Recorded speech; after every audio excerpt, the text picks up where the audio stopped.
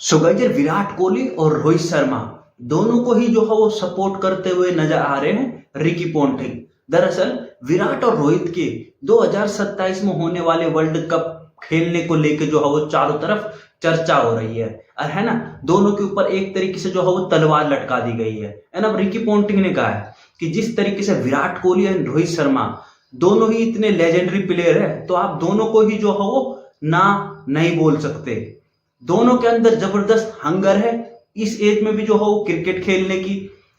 Specially जिस तरीके से रोहित शर्मा ने आईपीएल में अपनी जो है वो फिटनेस दिखाई है। रिकी पोंटिंग ने कहा कि भाई मैंने पिछले 10-12 साल में रोहित शर्मा को कभी इस तरीके से फिट देखा नहीं है ना, जिस तरीके से रोहित ने अब अपनी फिटनेस पे काम किया है। एंड विराट कोहली का हम सबको पता है कि जिस तरीके से विराट कोहली आईपीएल में स्कोर कर रहा है, तो आप जो हो वो विराट कोहली और रोहित शर्मा को ना नहीं बोल सकते। तो भाई अब देखना है कि बीसीसीआई क्या डिसीजन लेती है।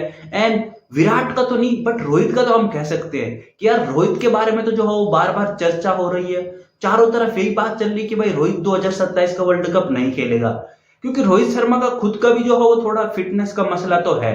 इस बात को हम डिनाई नहीं कर सकते। एमआई के लिए रोहित शर्मा इस साल 6 मैच में जो है वो बाहर बैठा रहा और उसके बाद कुछ रिपोर्ट भी आई कि भाई रोहित शर्मा ने जो है वो एनसीए में जो है वो रिपोर्ट नहीं की अपनी फिटनेस के बारे में। और माना जा रहा है कि भाई हो सकता है कि अफगानिस्तान के अगेंस्ट जो वनडे सीरीज खेले जाने वाली है अगले महीने, उसमें जो है वो रोहित शर्मा को अपने आप को पहले अपना फिटनेस टेस्ट देना होगा एनसीए में जाके, एंड देन उसके बाद ही जो है रोहित शर्मा वनडे सीरीज खेल पाएगा। तो यार रोहित शर्मा के लिए थोड़ी दिक्कत तो दिखाई दे रही है। एंड रोहित शर्मा के अगेंस्ट कुछ नैरेटिव भी चलाए जा रहे हैं।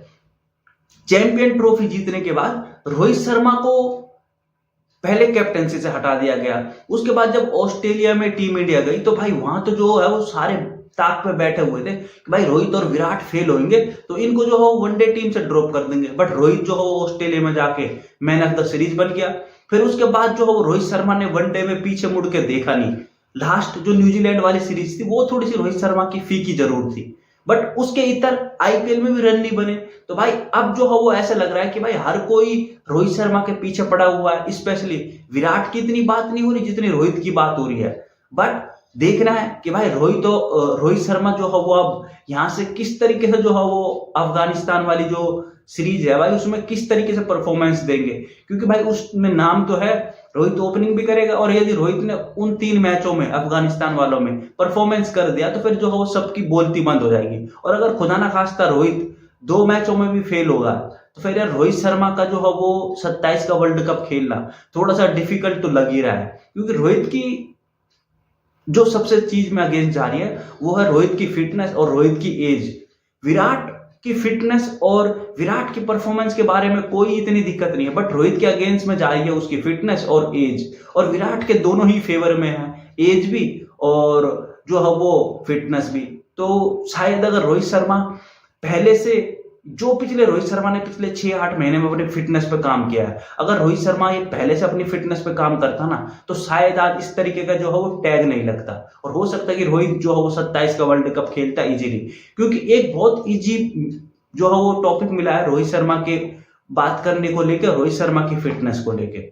भाई रोहित शर्मा फिट है कि नहीं है, और बार बार उसी के ऊपर जो है वो डिबेट हो जाती है जब भी 2027 वर्ल्ड कप की बात आती है। तो अब देखना है भाई आने वाले दिनों में ऊंट किस करवट बैठेगा। और रोहित शर्मा का देखना होगा भाई कि अफगानिस्तान वाली वनडे सीरीज है उसमें रोहित किस तरीके का परफॉर्मेंस करते हैं, या फिर उससे पहले जो है वो एनसीए में टेस्ट क्लियर कर पाते हैं कि नहीं। तो देखना है भाई होता क्या है। तो भाई रिकी पोंटिंग ने तो कह दिया कि भाई आप दोनों को ही जो है राइट ऑफ तो कर नहीं सकते, बट अब देखते हैं भाई बीसीसीआई क्या डिसीजन लेता है। तो फिलहाल के लिए वीडियो को रखते ही तक। तो आप अपनी राय कमेंट करके जरूर बताना और यूट्यूब चैनल को सब्सक्राइब करना। धन्यवाद।